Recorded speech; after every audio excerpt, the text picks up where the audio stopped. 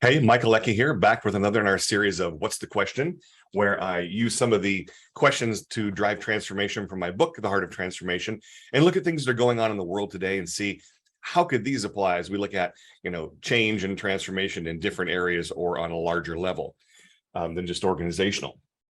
And so here's one that's been in the news a lot that I've been paying attention to, that I get asked a lot about. I've been being asked by my clients since, the very beginning of COVID on the question of, work at home, work here, work remote, all of that type of thing. And that's moved into this discussion around people leaving their jobs and the great, resignation, I think it was called in the news for a while. And now the term we're hearing is quiet quitting.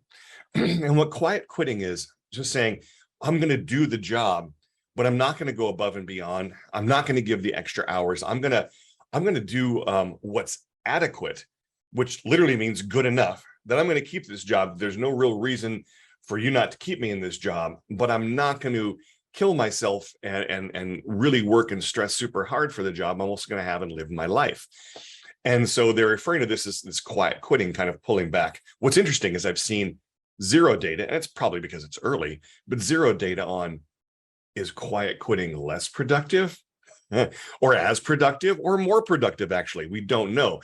There's this assumption that we've held forever since the days of industrial labor that, that's the amount of minutes you're doing something is where the productivity and the value is. But we all know that you can be very, very busy and be totally unproductive, and you can have little pockets of busyness and be very productive. So I guess we'll see with that. But when I was looking at this, I was looking at my questions around changing, and I thought, okay, quiet quitting. What are some of the questions we could address there?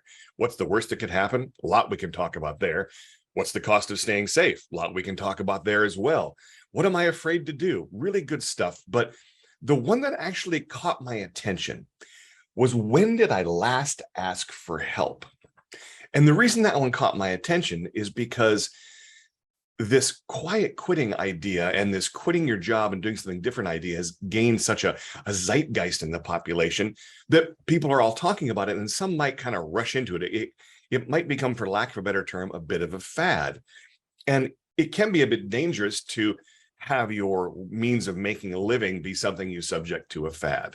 Now, I'm not saying that you shouldn't make changes. I mean, I left, my corporate job and went and became an entrepreneur. And so I've talked about that.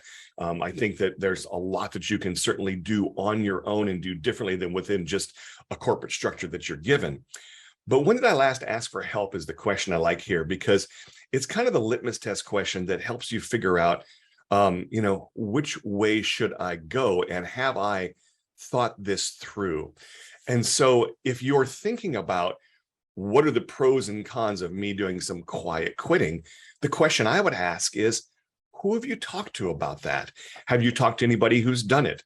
Have you talked to people who have tried and it didn't work well? Have you talked to the people around you to see what they're thinking and what they're doing? Have you had that dialogue to get clearer on what might be the best thing for you to do?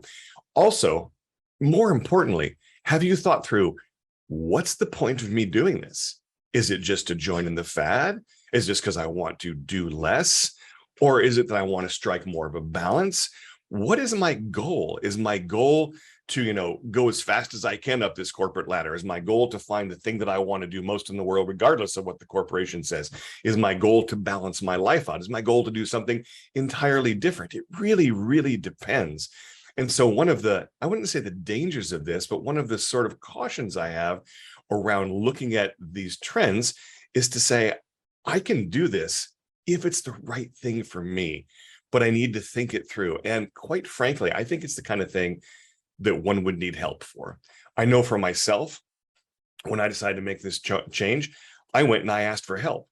By the way, I'll tell you that some of the people that have been the greatest help in my life in this position actually weren't very helpful, because the advice that they gave me was based upon their experience extrapolated to mine. And I saw that actually it might be a little bit different, and I actually decided to reject that advice.